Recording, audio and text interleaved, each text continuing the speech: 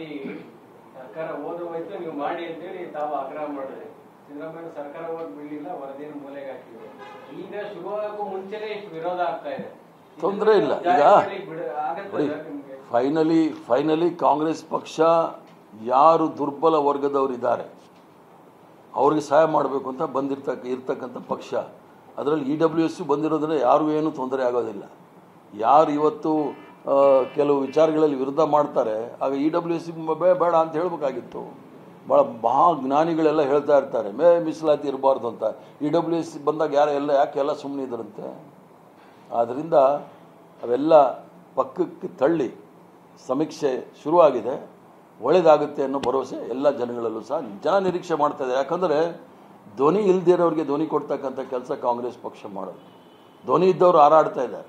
ಮತ್ತು ಕೆಲವ್ರಿಗೇನು ಅಂದರೆ ಜಾತಿ ಹೆಸರಲ್ಲಿ ಅವರು ತಮ್ಮ ಸಾಮ್ರಾಜ್ಯವನ್ನು ಕಟ್ಕೊಂಡಿದ್ದಾರೆ, ಅದಕ್ಕೇನಾದರೂ ತೊಂದರೆ ಆಗುತ್ತೆ ಅಂತ ಹೇಳ್ಬೋದು. ಜಾತಿಯಲ್ಲಿ ಯಾರು ಇದರಿಂದ ಅನ್ಯಾಯ ಆಗುತ್ತೆ ಅನ್ನೋ ಎಲ್ಲ ಜಾತಿಯವ್ರಿಗೇನು ಒಳ್ಳೇದೇನು ಮಾಡಿಲ್ಲ. ಅವ್ರಿಗೆ ಅನ್ಯಾಯ ಆಗುತ್ತೆ ಅಂತೇಳಿ ಇದನ್ನೆಲ್ಲ ಮಾಡ್ತಾ ಇದ್ದಾರೆ, ರಾಜಕೀಯವಾಗಿ ಮಾಡ್ತಾ ಇದ್ದಾರೆ. ಇದು ಕಾಂಗ್ರೆಸ್ ಪಕ್ಷದ ಪ್ರಣಾಳಿಕೆ, ಇದು ಅನುಷ್ಠಾನಕ್ಕೆ ಬರಬೇಕು. ಅದಿರಲಿ, ಪ್ರಜಾಪ್ರಭುತ್ವದಲ್ಲಿ ಆಕ್ಷೇಪಕ್ಕಿಂತ ಹೆಚ್ಚಾಗಿ ಅವರ ಅನಿಸಿಕೆಗಳನ್ನ ಹೇಳಲಿಕ್ಕೆ ನಮ್ಮಲ್ಲಿ ಅವಕಾಶ ಇದೆ.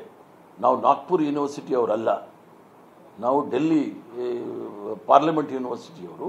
ಆದ್ದರಿಂದ ಅದನ್ನು ನಾವು ಅನುಷ್ಠಾನಕ್ಕೆ ತರಲಿಕ್ಕೆ ಪ್ರಯತ್ನ ಮಾಡ್ತೀವಿ. ಬಿಜೆಪಿ ಹಿಂದುಳಿದ ವರ್ಗದ ಆಯೋಗಕ್ಕೆ ಮನವಿ ಕೊಟ್ಟಿದೆ. ಕ್ರಿಶ್ಚಿಯನ್ ಉಪಜಾತಿಗಳು ಹಿಂದೂ ಜಾತಿಗಳನ್ನ ಸಮೀಕರಣ ಮಾಡಿದ್ದು ಸರಿಯಲ್ಲ ಅಂದ್ರೆ ಅಲ್ಲಿ SCಗಳನ್ನ ಹಾಗೆ ಉಳಿಸ್ಕೊಂಡಿದ್ದಾರೆ. ಈಗ SC ಕನ್ವರ್ಟೆಡ್ ಕ್ರಿಶ್ಚಿಯನ್ ಅವ್ರನ್ನ ಹಾಗೆ ಉಳಿಸ್ಕೊಂಡು ಇದರಿಂದ SC ಮತ್ತು ಹಿಂದುಳಿದ ವರ್ಗದಕ್ಕೆ ಮತಾಂತರ ಆಗೋದಕ್ಕೆ ಪುಷ್ಟಿ ಕೊಟ್ಟಂತಾಗುತ್ತೆ. ಮತಾಂತರ ಕಾನೂನು ಇದೆಯಲ್ಲ, ಸಂವಿಧಾನದಲ್ಲಿ ಅವಕಾಶಗಳಿದೆ. ಭಾರತೀಯ ಜನತಾ ಪಾರ್ಟಿಯವರು ಸಂವಿಧಾನಕ್ಕೆ ವಿರುದ್ಧವಾಗಿರ್ತಕ್ಕಂಥವ್ರು. ಅವರು ಆವಾಗ ಕುಂಟು ನೆಪ ಹುಡುಕ್ತಾ ಇರ್ತಾರೆ. ಕಳ್ಳನಿಗೆ ಪಿಳ್ಳೆ ನೆವ ಅಂತೇಳಿ ಕೆಲಸ ಇಲ್ದಿರೋ ಬಡಗಿ ಏನು ಮಾಡ್ತಾನೆ ನೋಡಿ ಆ ಕೆಲಸ ಮಾಡ್ತಾ ಇರ್ತಾರೆ. ಜಲವಂತ ಸಮಸ್ಯೆಗಳಿದೆ, ಅದ್ರ ಬಗ್ಗೆ ಚರ್ಚೆ ಮಾಡೋ ಬದಲು ಇದರಲ್ಲಿ ಭಾಳ ಬ್ಯುಸಿಯಾಗಿರ್ತಾರೆ.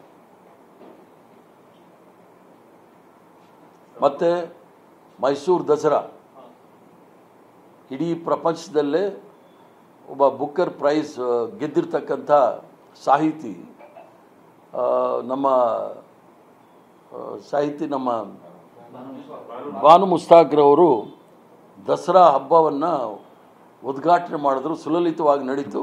ಅದಕ್ಕೆ ಎಲ್ಲರಿಗೂ ಸಹ ಅಭಿನಂದನೆಗಳು, ಧನ್ಯವಾದಗಳು ಸಹ ಹೇಳ್ತಾರೆ.